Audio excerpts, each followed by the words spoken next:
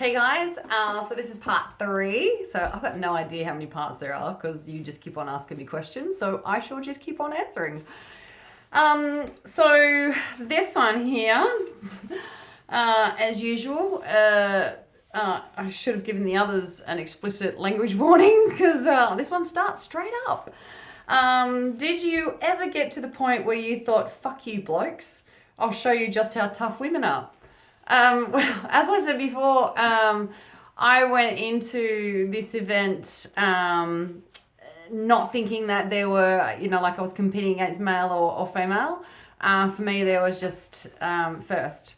So, yeah, I don't know, the whole gender thing. So I just wanted to see how I could go. And, yeah, basically, that was it. So, and it turns out I did pretty good. Was this your hardest challenge ever? Would love to hear about the highs and lows and the challenging terrain. Well, yes, this was by far the hardest event I have ever freaking done. If you want an event that completely and totally annihilates your brain and body, then go for this because it is fucking awesome. And I love that this was such a massive mental and physical challenge. I couldn't have asked for a better event to test me out on. So, and I'm stoked I got the opportunity to see how I would actually go. So, because I don't know what my limits are. Which is why I actually do these sort of things because it just intrigues me to see what you can mentally and physically put yourself through, and so I loved it. I should actually get the girls to come out and talk about this as well, about the terrain, because it's hard to actually explain to somebody how difficult some of the terrain is. So last year, a lot of the bush bashing sections, the vegetation was quite thick, whereas this year the understory was quite thin. So, which made it a little bit easier to actually see, what was underfoot, thankfully. But in saying that, they had rain this year, so every section was slippery. Even like the real hard shaly bits underneath it was really slippery. And there was one section where I was climbing and poor Mel, the cliff gave way under my feet and I'm like scrambling. And it was something like out of a movie, and she just grabbed my hand in time before I fell down the cliff. And yeah, so it's really extreme. The river section on the way there was, I was bouncing around on the rocks and that sort of stuff. But on the way back, it started to rain, and that's where I actually lost time. So I lost about 3 hours in there, and I knew at that point that I'd lost the lead. And there was no chance of me catching up to Michael in first place. The rocks were so slippery. I've never, ever known or felt anything so slippery in my entire life. And there was one section there, Mel and I were sitting on top of this sheer drop that we had to try and get down. And we just couldn't get a grip, and poor Mel was sitting there trying to work out how to get me down because she felt responsible for my life. And we ended up having to take our shoes off and climbing down in our socks. And like the rocks were so cold that my feet hurt. And and like some sections, like you're running on top of a ridge, and there's just a sheer drop either side. And so if you've got a fear of heights or anything like that, it's probably not advisable to do this event. But if you're into completely annihilating your mind and body, then totally do it. So it is fucking fantastic. I seriously can't recommend it highly enough. These guys have got a phenomenal event on their hands. and I can see it going bigger and better every year. And I actually found out that the guys are going to be making changes to the course each year. So, and it's just like, oh, damn you. Now I want to see it. So, yeah, it'd be interesting to see what they chuck in next year. So yeah, definitely by far the hardest event I've ever done, and I fucking loved every minute of it.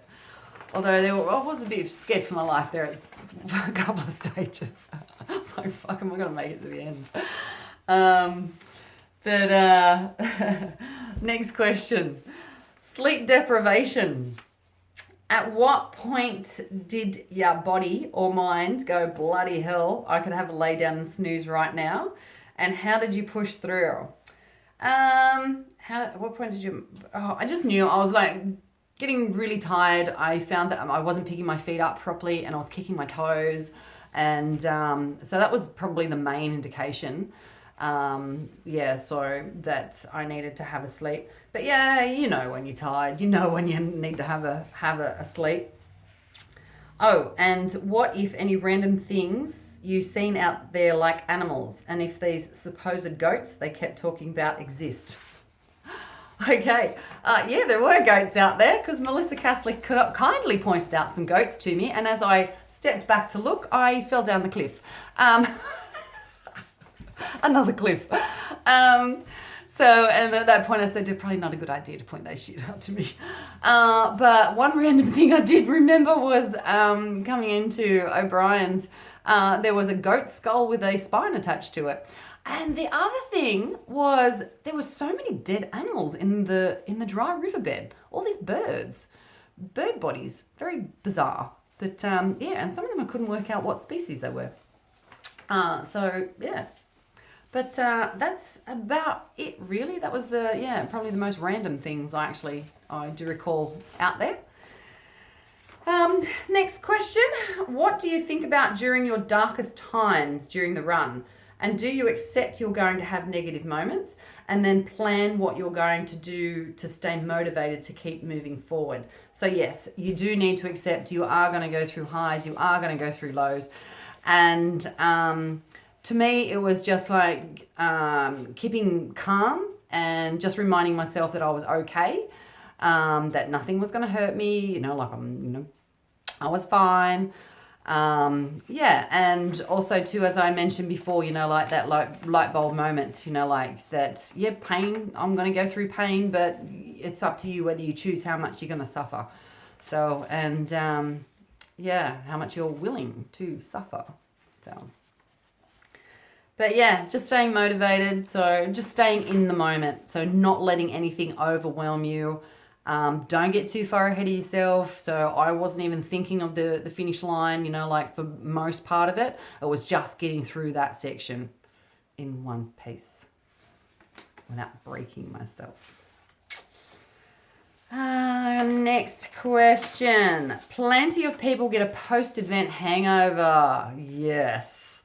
Without a goal to aim for. I know you're an RD, coach, etc., but do you have your next big running goal in mind before this event?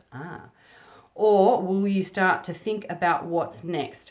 I did have a couple of events already chosen at the beginning of the year what I was going to do, but I only ever think about one at a time. So my 100% focus was trying to get to down under 135 and getting through that as best I could.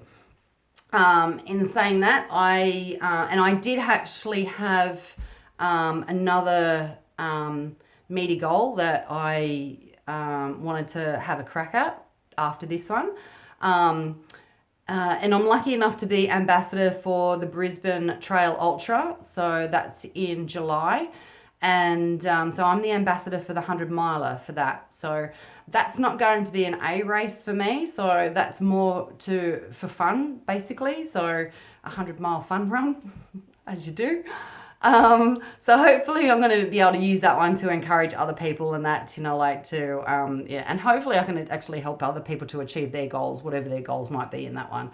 But that one's not going to be an A race for me. I'm over the moon that, you know, completely blessed that I've been asked to be a part of it. So it's going to be a phenomenal event. So, and yeah, absolutely fantastic that we can have this, you know, like in Australia. So this caliber of event in Australia. So yeah, really, really excited about the Brisbane Trail Ultra.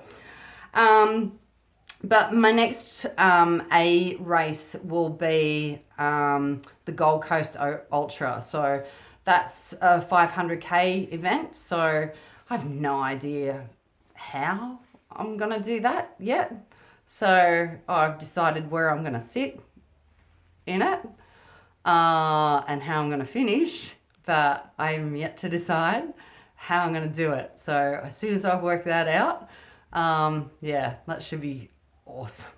I'm really looking forward to that. I just like pain. Yeah, so no, that should be really, really good. So next question. Anthony Campbell said Down Under doesn't count because it's not on Strava. How do you feel about this? Very funny, boys. I didn't even start my watch, so it won't be on my Strava. So I am not driven by Strava or crowns or whatever the freaking hell is on those things.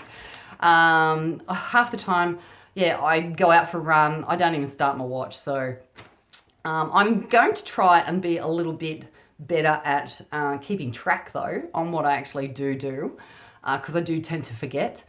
And but yeah, as I said, starting my watch at the start of that Down Under was not even, you know, like, didn't even think about it, didn't even cross my mind. The last thing I wanted to have to worry about was a flat battery and not knowing what the time was. So I'd actually worked out what time I wanted to be at each checkpoint. And so I really wanted my watch to last, so I knew what time it was, you know, when I got to those checkpoints and that sort of thing. So there you go.